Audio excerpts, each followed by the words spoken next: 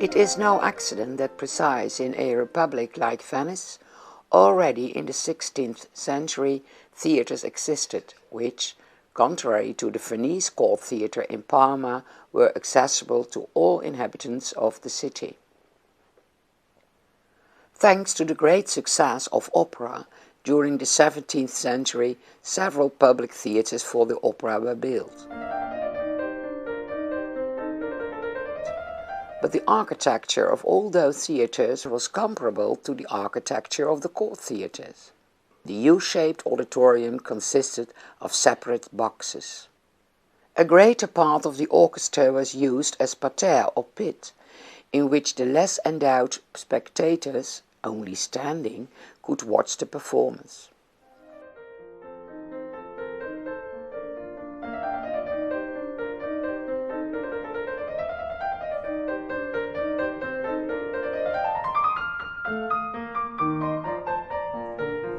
This is the pit of the opera building La Fenice in Venice in 1837. This building burned down several times, that's why it is called Phoenix. As is common nowadays in all theatres, the parterre of the Phoenix is filled with seats. Already in 1747 in the parterre of Teatro Argentina in Rome, seats were placed.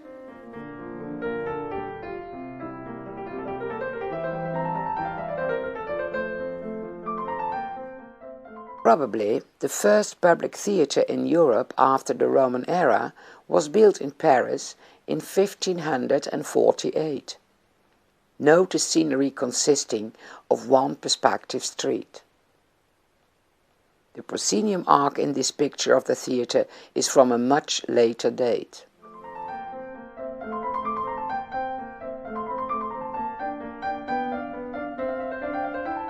In this Hôtel de Bourgogne, a scene takes place of the play Cyrano de Bergerac, written in the 19th century by the French playwright Edmond Rostand.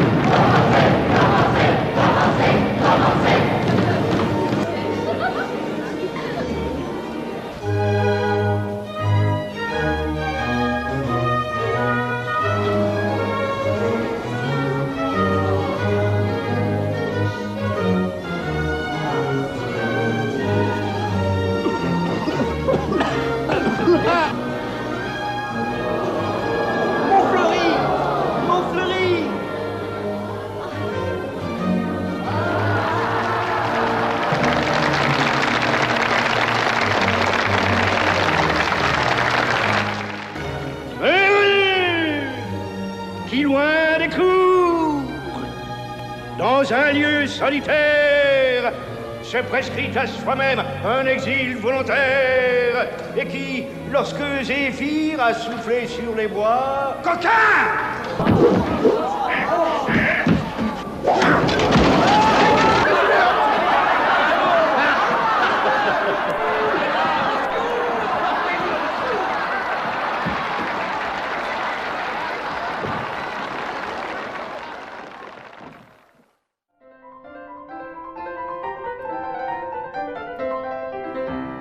In the 17th century, perspective sceneries possessed more or less one vanishing point.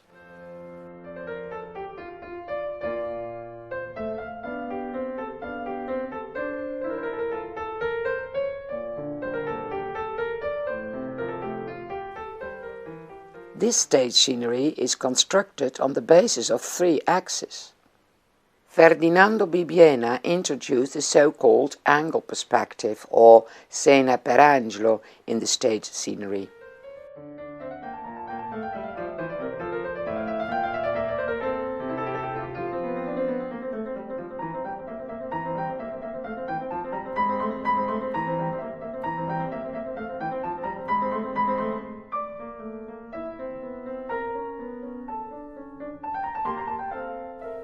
As a result of this angle perspective, the scenery space behind the stage could stay relatively small. It should be borne in mind that most of the scenery is painted. For the spectators, the upper side of the scenery building is concealed. Therefore, reliable estimations of the scenery dimensions on stage are not possible. As a consequence, for the first time, the unity of spectator space and stage space is intersected. A modern variant of this scena per angelo can be seen in this scenery. Here the perspective is not attained by means of painting, but by means of practicable units.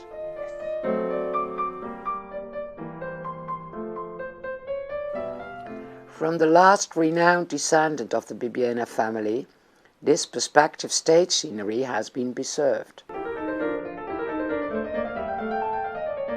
This scenery can be seen in Drottningholm Theatre near Stockholm in Sweden. The auditorium of this court theatre is not U-shaped.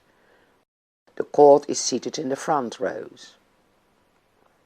The wings can be moved simultaneously. This so-called chariot and pole system is discovered by the earlier mentioned Giacomo Torelli in 1641. The mechanism is placed downstage.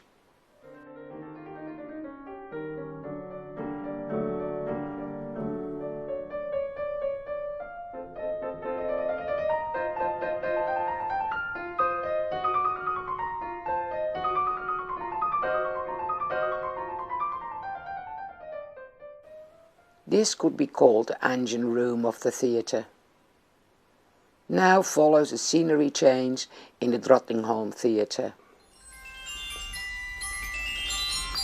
Klinga klockor klinga, kom min lilla vän. Klinga klockor klinga, kom min lilla vän. Klinga klockor klinga, kom min lilla vän. Klinga klockor klinga, kom min lilla vän. Klinga klockor klinga, kom min lilla vän. In all of Europe, the Bibbiena family built all kinds of theatres. This Palazzo della Accademia in Mantova, in Italy, contains a theatre that is built by Antonio Bibbiena in the 18th century. This theatre was mainly used for cultural events and scientific experiments. Just after its inauguration, in this theatre, 14-year-old Mozart gave a piano recital.